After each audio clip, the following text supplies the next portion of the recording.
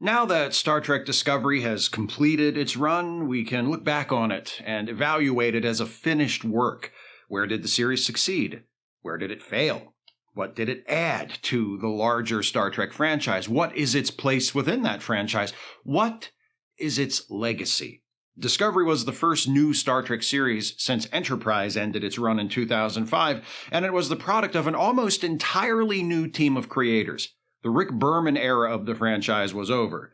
Discovery was co-created by Brian Fuller and Alex Kurtzman, who both had Star Trek experience. Fuller was a writer and producer during the Berman era, mostly for Star Trek Voyager, and Kurtzman was a writer and producer on the first two films in the rebooted Kelvin timeline series, 2009's Star Trek and 2013's Star Trek Into Darkness, but neither Fuller nor Kurtzman had ever been placed in control of a Star Trek project before Discovery. What would the Fuller-Kurtzman era of Star Trek be like?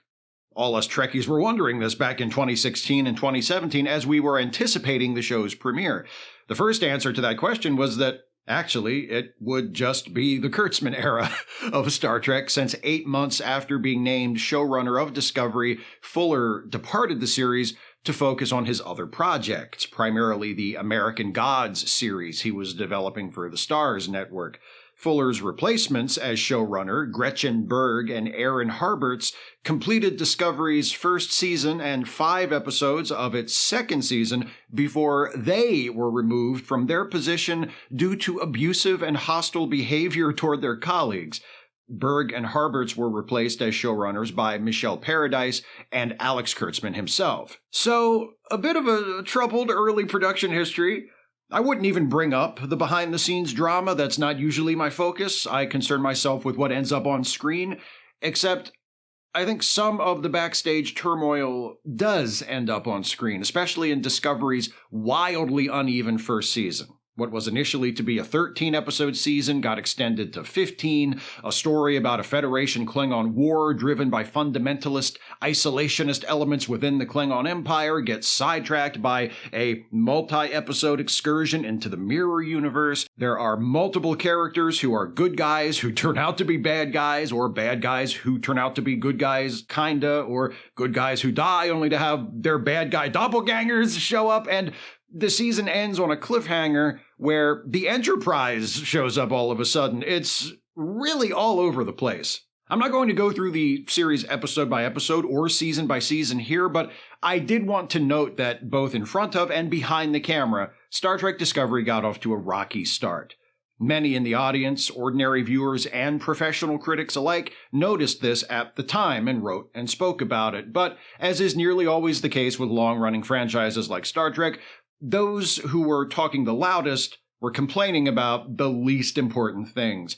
Because Discovery's first 2 seasons are set approximately 10 years before the time of Star Trek the original series, it invited particular scrutiny from fans who are obsessively preoccupied with canon and continuity, of whom there are unfortunately quite a few in the Star Trek fan base. From the very beginning, these fans pissed and moaned about how the show didn't look right, that the technology depicted was too advanced and made no sense in context with Star Trek the original series, that the bridge of the Discovery was too big, that the view screen was a window instead of just a screen on a wall, and worst of all, the Klingons. Oh, what did they do to the Klingons? Star Trek changing the look of the Klingons? That's never happened before. Outrageous! There has been so much new Star Trek produced these last few years that the first season of Discovery feels like it was longer ago than it actually was, but I vividly remember the angry, entitled discourse surrounding the look of the show, and especially the look of the Klingons. It wasn't just that the complainers didn't like it. Art is subjective. It all comes down to a matter of taste. If the look of the show doesn't work for you, it doesn't work for you. It was beyond that. It was that these fans regarded the creators of Discovery as having done something wrong. Wrong in the sense of incorrect, and wrong in the sense of a moral transgression. It was as if the people making these complaints were just discovering the concept of fiction, and that Star Trek was a work of fiction and could therefore be made to look however the people making it wanted it to look. And any inconsistencies with the aesthetic of this show and that of other shows set in the same world were irrelevant because it's all made up anyway. Professional grievance merchants spread the most ridiculous conspiracy theories on social media, insisting that even though the producers of Discovery stated unequivocally that the show took place in the same universe as Star Trek the original series, TNG, Deep Space Nine, Voyager, and Enterprise, the differences in the show's look and the level of technology shown proved that it couldn't possibly be in the same universe, that Discovery was secretly set in a different timeline, and the producers of the show were lying to the fans about it. These are mostly adults, speaking to audiences of mostly adults, throwing repeated public tantrums about the fact that a made-up TV show doesn't look like another made-up TV show. There are lots of things wrong with Star Trek Discovery. I'm going to talk about a few of them in this video, but the complaints about the look, the tech, the Klingons, these are not serious criticisms, and the people making them were not and are not serious people. Admittedly, the new look for the Klingons took me a couple of episodes to get used to, but that's what happened. I got used to it. I didn't need anyone to explain why they looked like that, or why Klingons from other shows set in the same universe don't look like that. And I didn't make a video whining and ranting about it. I got used to it and I watched the show and liked it or didn't like it based on shit that actually matters. Happily, the creators of Star Trek Discovery proved to have much more stamina than their haters, and after the first season, the show mostly shook off the accumulated froth and spittle and kept right on doing its thing. There were a couple of minor adjustments in Season 2 that seemed like concessions to the whiners. The Klingons had hair again. Captain Pike had some lines about how he didn't like Discovery's fancy Dan holographic computer displays and therefore his Enterprise was never going to have them, that sort of thing. But overall, the show doubled down on its style and production design and on its setting in Star Trek's original timeline. And the result was a series that I grew to love despite its ongoing and at times very frustrating faults. And more importantly, a series that pushed Star Trek forward after years of stagnation on multiple fronts. Even though it's the 7th series in the franchise, Discovery contains some important firsts within the Star Trek franchise. It's the first Star Trek series led by a black woman, Sonequa Martin Green as Michael Burnham, and Burnham is surrounded by the most diverse cast of regulars and recurring players boasted by any Star Trek show to date. There are more women and more people of color featured on Discovery than any other Star Trek series and most other series, period. Discovery is also the first Star Trek show to include significant and ongoing queer representation. The regular cast includes Anthony Rapp as Paul Stamets and Wilson Cruz as Hugh Culber. Stamets and Culber are married to each other, and beginning in Season 3, they also become surrogate father figures to Adira, who is non-binary, and their partner, Gray, who is a trans man. The cast also grows in Season 2 to include Tig Notaro as recurring character Jet Reno, who is a lesbian. The LGBTQ representation on Discovery hit a bit of a rough patch early on when Culber was killed off in the first season, but after fan outcry, reasonable fan outcry this time, not like the aforementioned, why does it look different, carping, the producers took the lemon they'd handed themselves and made lemonade, resurrecting Culber in a creative and satisfying way that actually played into his and Stamets' character arcs going forward instead of feeling like a reset. The creative powers that be of Discovery realized that, perhaps, killing off one of the first 2 openly gay regular characters in the history of the franchise in the first season of the show was a mistake, and they course-corrected, and subsequently good things happened. The unkilling of Culber not only brought back a character who was valuable to the series both for who he represented and for who he was as an individual, it also contributed to one of the recurring themes that ties the series together, the insistence that trauma is survivable, and if you survive it, it can be harnessed as a source of strength. In Culber's case, after a brief but difficult period of adjustment following his return to life, he places himself in the role of Discovery's unofficial mental health counselor, making himself available to the others if they need someone to talk to. He draws upon the most existentially terrifying experience of his life, his death, to feed his empathy for his crewmates. Over the course of the series, we see quite a few of those crewmates enjoying the benefits of Culber's empathy.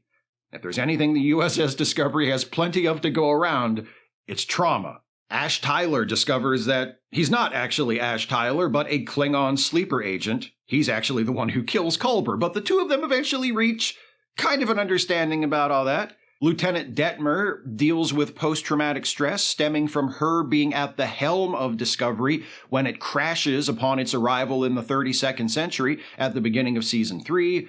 Book finds himself grieving the destruction of his entire planet at the start of Season 4, and the entire crew experiences multiple shared traumas throughout the run of the series. The war with the Klingons, the trip to the Mirror Universe, the revelation that their first commanding officer, Captain Lorca, is actually from the Mirror Universe, nearly being destroyed by evil AI control, having to travel 900 years into the future, leaving behind all their friends and family in the 23rd century from the start of Season 3 on, and there's more than just those. So like I said, it's a lot. Most of Discovery's important characters are affected by trauma in one way or another. In the best examples, their traumas help to deepen their characters and allow us in the audience to feel as though we know them better. Other times, their traumas only serve to reinforce how little we know them at all. For all 5 seasons, its characters were among Discovery's greatest strengths and its most chronic weaknesses. Discovery's great characters are really great, among my favorites in all of Star Trek. I came to love 2 of them in particular. The first is Saru, brought to life through a remarkable performance by Doug Jones. Saru goes from science officer to first officer to captain, then back to first officer, then becomes an ambassador in the final season. But his evolution as a character goes beyond his rank and position. Who gives a shit about his rank and position when it comes down to it?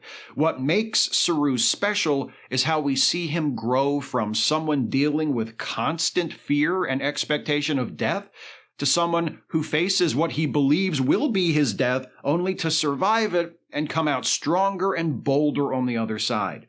Saru becomes a champion of his people, the Kelpians, liberating them from generations of brutal oppression and ritual sacrifice. Then he leads the crew of Discovery into their new adventure in the 32nd century, and through it all, he embodies the qualities of Star Trek and of Star Trek Discovery specifically. He forms close relationships with other characters that help to not only define him, but them as well. His relationship with Michael Burnham becomes the emotional core of the series. Even when nothing else on the show works, Saru and Burnham always seem real when they're together. Their loyalty, their trust, their mutual respect and love for each other feels authentic and lifts up everything around them.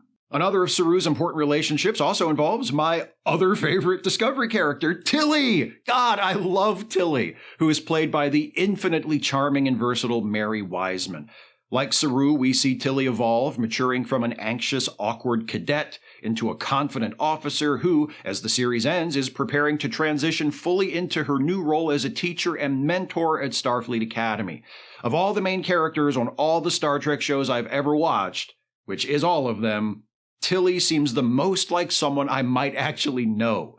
Her personality, her sense of humor, the rhythms of her speech, they feel more casual and contemporary than her peers. I know some viewers don't like that because they can't or won't get out of the "this is supposed to be the future, why is she talking like someone from the 21st century" headspace, but I know that Star Trek isn't actually about the future. It's about us in the here and now, so I've never had that problem. Discovery probably won't be known as one of the funnier entries in the franchise. It leans into the silly side of Star Trek all too rarely, but some of the most hilarious moments in the series are reactions from Tilly. In Season 1, she drops the first F-bomb in the history of Star Trek, and it's not an insult or an attack. It's an overflow of enthusiasm. Tilly is with Stamets and Burnham, coming up with a plan to make Discovery's spore drive work without needing to exploit a space tardigrade.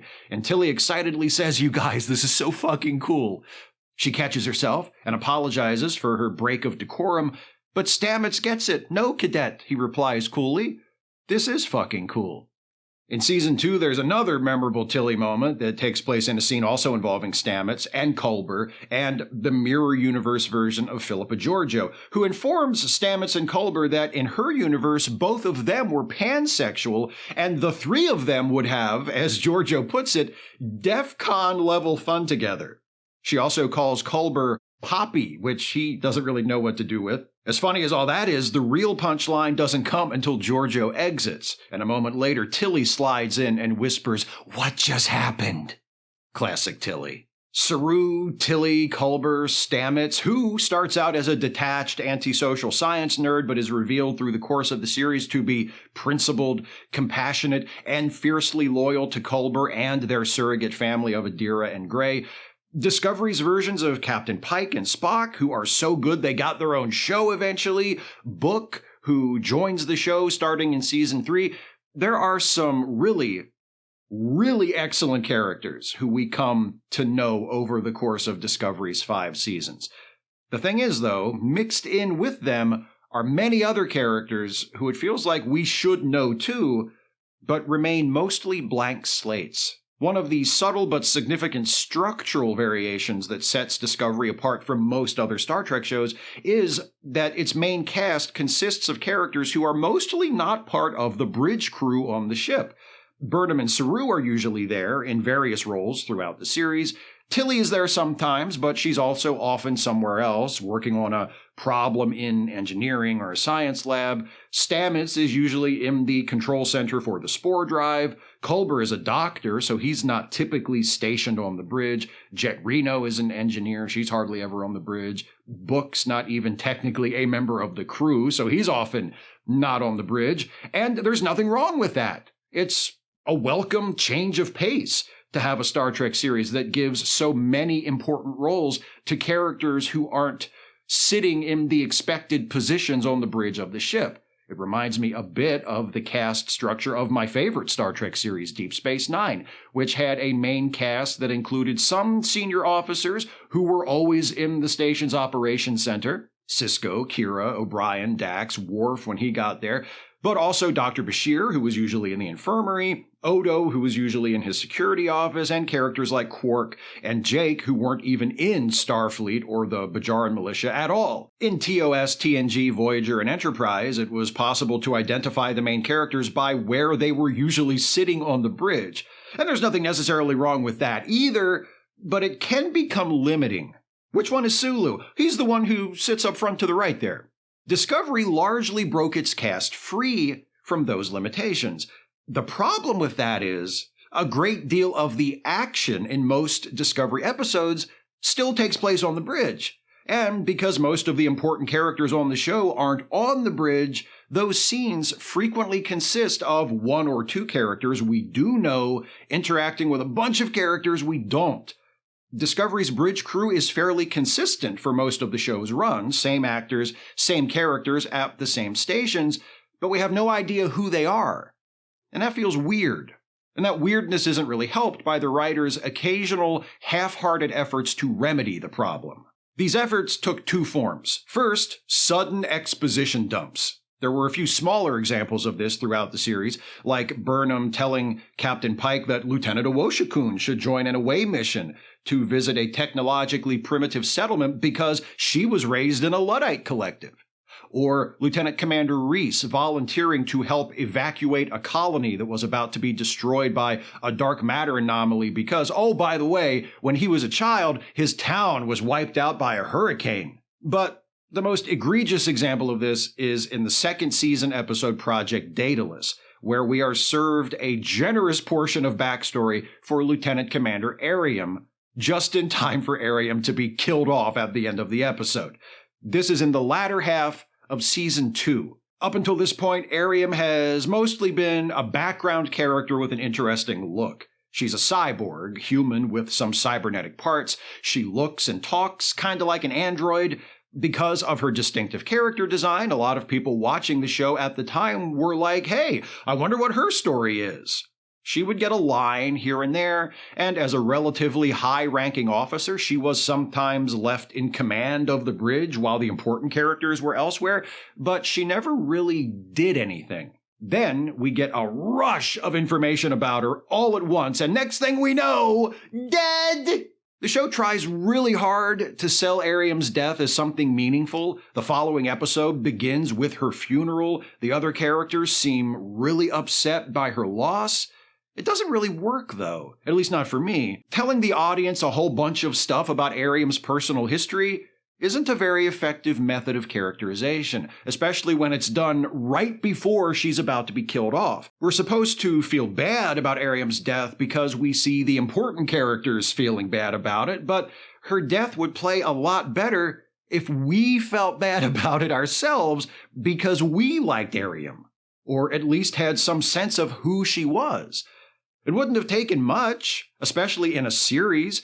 They didn't need multiple Ariam-centered episodes or anything, just a few moments every now and then to indicate who she is, what her personality is like, what her relationships with others on the ship are. We don't need to know everything about her or her backstory or even how she wound up a cyborg. None of that is as important as what she's doing on this ship right now, who she is, where she fits in. We never really learn that. And so, her death doesn't have much of an impact. Showing us how broken up the main characters are over Ariam's death is an example of the second kind of shortcut the writers attempted to address the poor characterization of the bridge crew, fabricating a rapport between the main characters and the others, and to a lesser extent, between the minor characters amongst themselves. We don't know much about Detmer and Awoshikun, but they sure seem like best friends. We're told, especially in the later seasons, that the crew of Discovery are more than shipmates. They love each other like family. One of the final scenes of the series features an older Michael Burnham back on the bridge for the first time in many years, reminiscing about her old crew, laughing and smiling and hugging. Again, it's a nice idea, but it doesn't work because the writers don't actually put the work in. Telling us that these characters care about each other isn't the same as showing us that they care about each other. Telling us they have a rapport and a trust and a loyalty to one another isn't the same as showing us that. It feels manufactured. It only emphasizes how little we really know so many of these characters and how awkward it is when the main characters interact with them and the show presents it to us expecting us to care.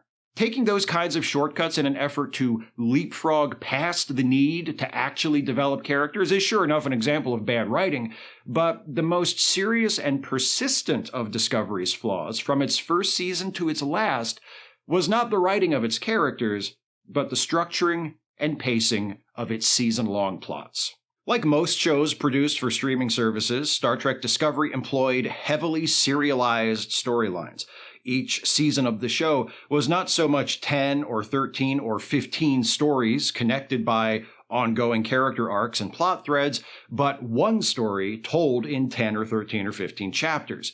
It's a difficult way of telling a story, extremely challenging to pull off, and in 5 seasons, Discovery never got it right. Season 1 is ostensibly about a war between the Federation and the Klingons, but includes a lengthy digression into the Mirror Universe, never seems all that interested in or committed to depicting the war in the first place, and depends way too much on a pair of twists regarding the true identities of important characters. The show's second season is overall its best, and probably the best in terms of pacing and large-scale plotting, too. The first half concerns itself with 2 related mysteries, a series of signals associated with the appearance of a mysterious figure called the Red Angel, and the inexplicably strange behavior of Spock, who seems to know something about the purpose and identity of the Red Angel. The second half pivots toward a battle between Starfleet and Section 31, which has been taken over by a rogue AI called Control. The pacing still isn't great, The threat of control feels like it comes out of nowhere in the second half, and there's that forced attempt at tragedy with the death of Ariam I talked about earlier. But there are strong episodes in the first and second half, and there are thrilling and moving character beats involving Saru, Culber, Spock, and Captain Pike. Season 3 is the first year in the show's new setting, the 32nd century, and gets some mileage out of introducing a completely reimagined status quo, including a significantly weakened version of the Federation. We also meet a handful of solid new characters, first and foremost Book, plus Adira, Gray, Admiral Vance, and inscrutable font of exposition Kovich. The villains, an alliance called the Emerald Chain that is the descendant of the Orion Syndicate from the TOS-TNG era, led by Osira, are weak, and the season is built around a central mystery that isn't resolved until almost the very end, by which point almost any resolution imaginable would have felt like a letdown. Season 4 starts off strong with a first half that includes some of the best episodes of the entire series, then takes a mid-season hiatus, comes back, and completely falls apart until pulling itself together in time to mostly stick the landing in the end. A whiplash-inducing season, thanks to the relative qualities of the first and second halves, but overall the show's best season after the second.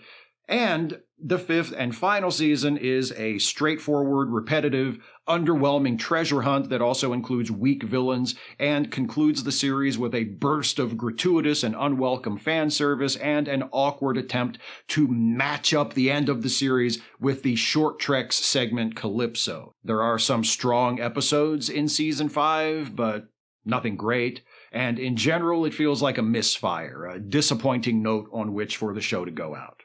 Serialized storytelling of the kind Discovery attempts is possible to do well. The problem isn't the intention, it's the execution.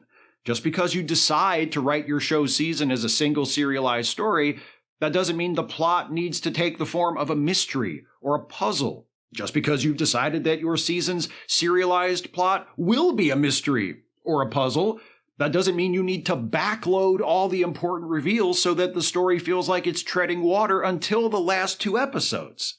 Now, looking back on the series as a completed work, knowing that it never overcomes its fundamental problems with structuring and pacing its season-long story arcs, I wish it had followed a more traditional format, favoring standalone episodes, making each season the equivalent of a collection of interrelated short stories, rather than a novel with each episode a chapter.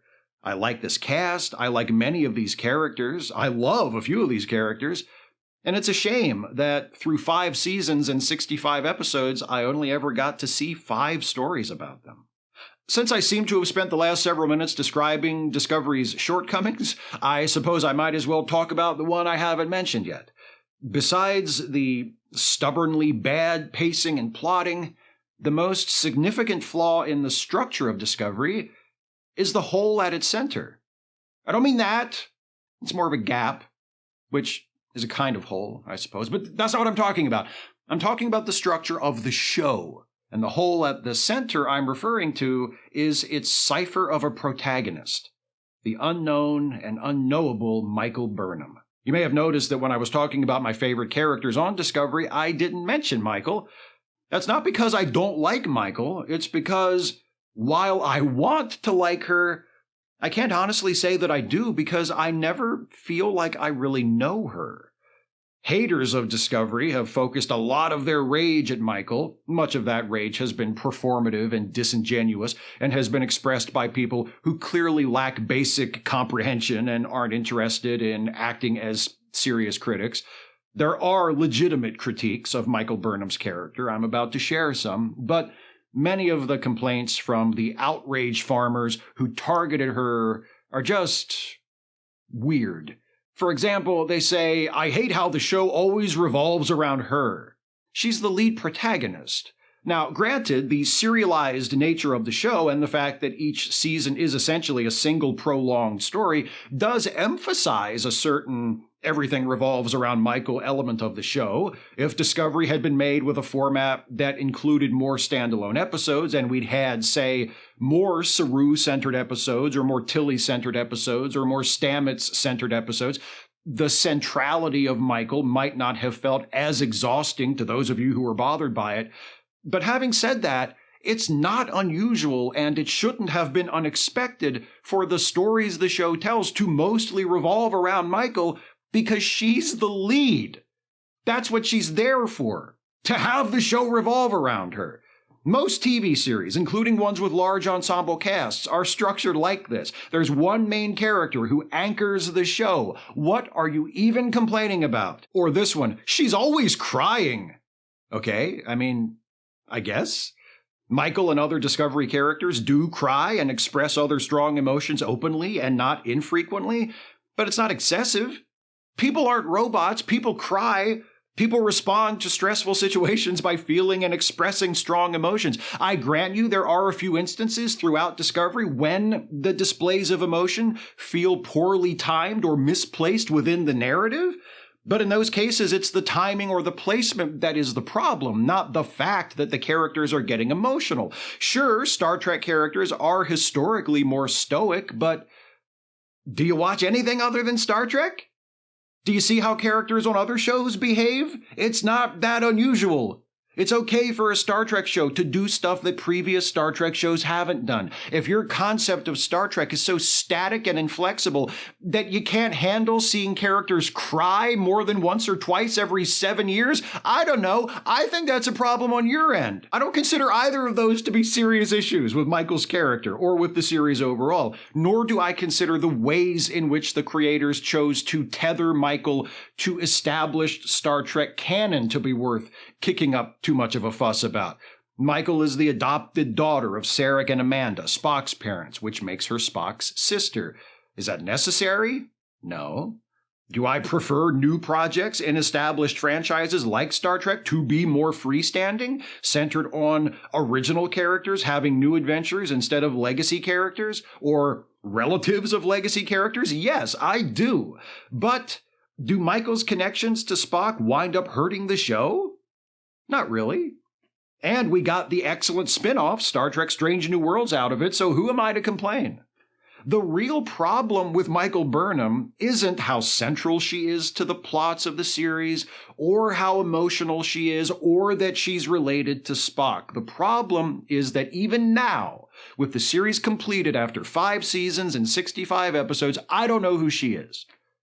And I'm not sure the writers of the show ever knew who she was either. We know a lot about her in terms of facts, in terms of backstory, in terms of trivia.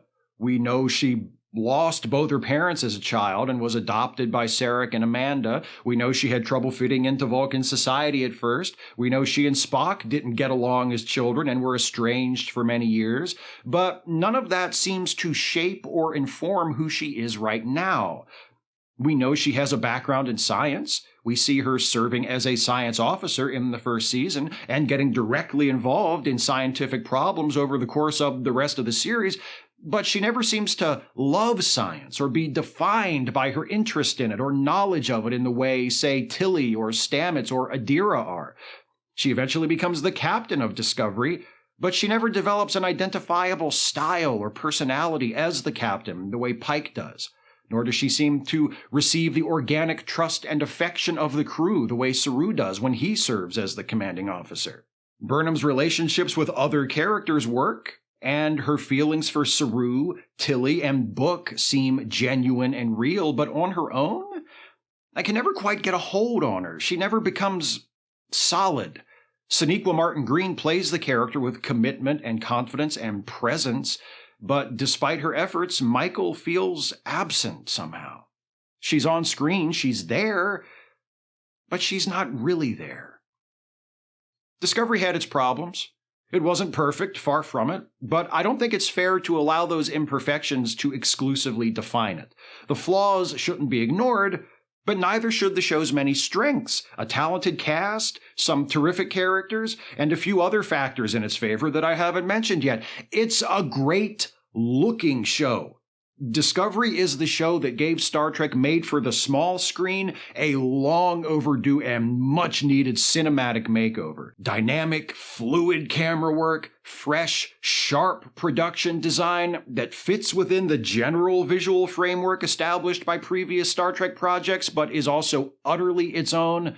Creative character designs. Saru is one of the best designs for an alien character I've ever seen in a Star Trek show. The Ba'ul, the species that subjugates Saru's people, the Kelpians, are frightening and otherworldly, and even the Klingon redesign is pretty solid once you get used to it, assuming you are able to get used to it and aren't stuck on the simple and irrelevant fact that it's different from what we've seen before. It's the show that returned Star Trek to its first and best home, television, and simultaneously introduced it to the streaming era and proved it was both creatively and commercially viable in that medium. Regardless of how you feel about Discovery as a series, love it, loathe it, look at it with indifference, if you have enjoyed any of the other Star Trek projects of the franchise's current production era, Picard, Strange New Worlds, Lower Decks, Prodigy, the Short Treks, the Short Treks, some of us liked some of them. If any of those shows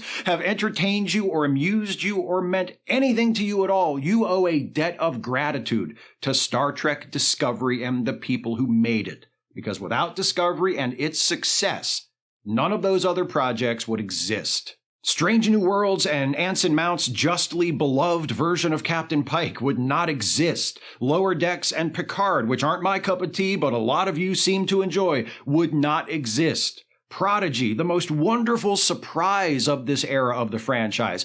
A show I did not expect to like, but which by the end of its first season I loved more than any of the new Trek shows other than Strange New Worlds, would not exist but for Discovery. Finally, it's a show that found a way to echo the values of Star Trek in its own voice. I know the haters of the show would probably scoff at that, accuse the show of being too woke, complain that it doesn't feel like Star Trek or doesn't fit within the pre-existing canon, but that's only because most of them are shallow, literalist nerds who care more about accusing the show of getting things wrong based on superficial trivialities than about making an honest effort to engage with and understand what the show is actually trying to be about. To hell with those people. There were some clumsy attempts at grim dark edginess in Discovery's first season, which thankfully the show grew out of.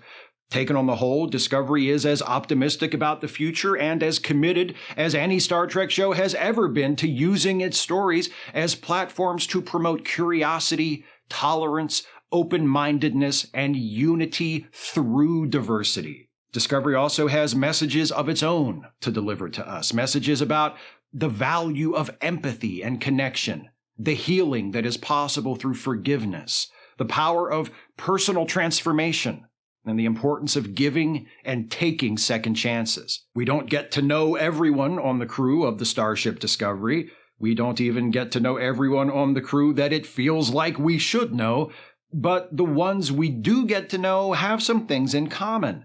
They've survived trauma and loss, sometimes unimaginable loss. They've suffered for their choices. They've shown mercy and been shown it by others. They've had to abandon the familiar and embrace the new.